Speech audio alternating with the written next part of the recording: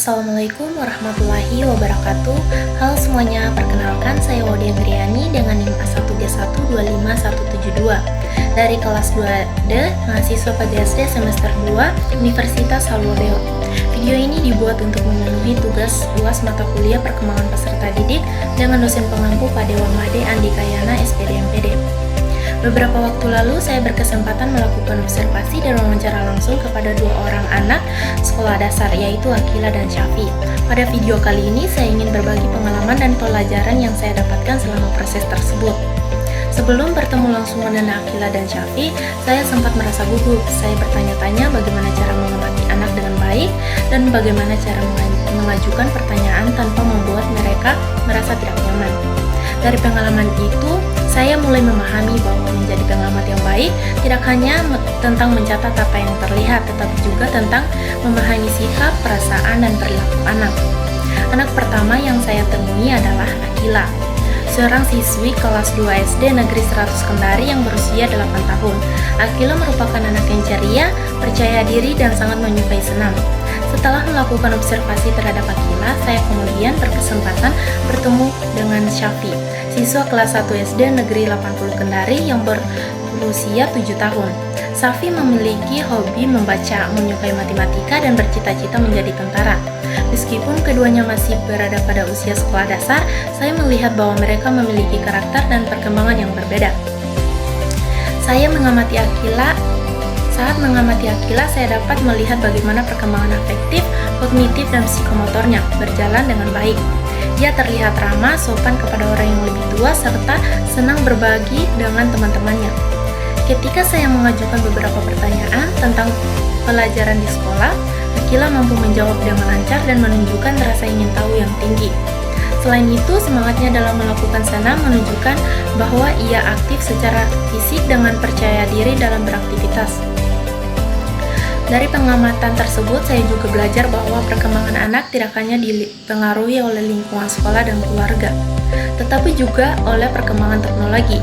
Saat ini penggunaan gawai seperti TikTok, Instagram, dan YouTube menjadi hal yang tidak bisa dihindari. Oleh karena itu, saya menyadari bahwa sebagai calon guru, saya harus mampu melihat tidak hanya kondisi anak saat ini, tetapi juga berbagai faktor yang dapat mempengaruhi perkembangan mereka di masa depan. Dalam hal ini, kebiasaan positif yang dimiliki Akila seperti aktif berolahraga menjadi salah satu hal yang dapat membantu menjaga perkembangan dirinya. Berbeda dengan pengalaman saat mengamati Akila, saya menemukan pengalaman yang lain ketika berinteraksi dengan Syafi. Selama proses observasi, saya melihat bahwa Syafi masih mengalami kesulitan untuk konsentrasi dan kemampuan membacanya juga belum berkembang seperti beberapa teman seusianya. Ia juga terlihat mudah gelisah dan terkadang kurang percaya diri saat menghadapi tugas tertentu. Pada awalnya saya sempat berpikir bahwa kesulitan tersebut terjadi karena kurangnya usaha.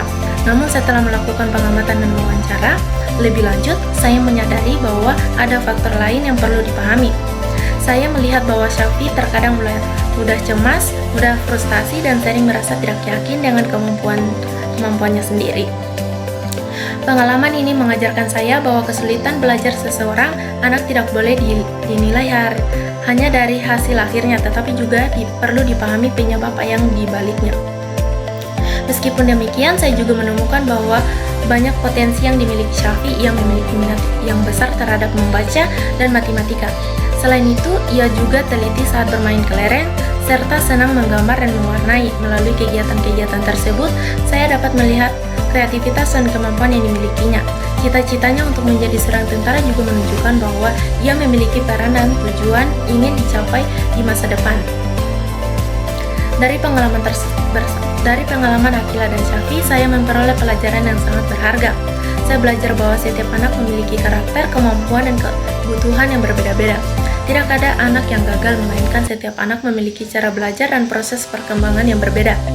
Sebagai calon guru, saya harus mampu memahami perbedaan tersebut dan memberikan dukungan yang sesuai dengan kebutuhan setiap anak.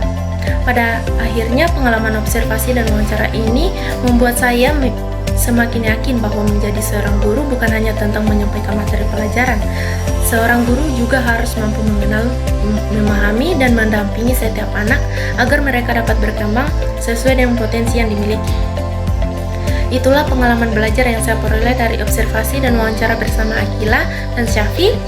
Terima kasih telah menyaksikan dan saya akhiri dengan ucapan wassalamualaikum warahmatullahi wabarakatuh.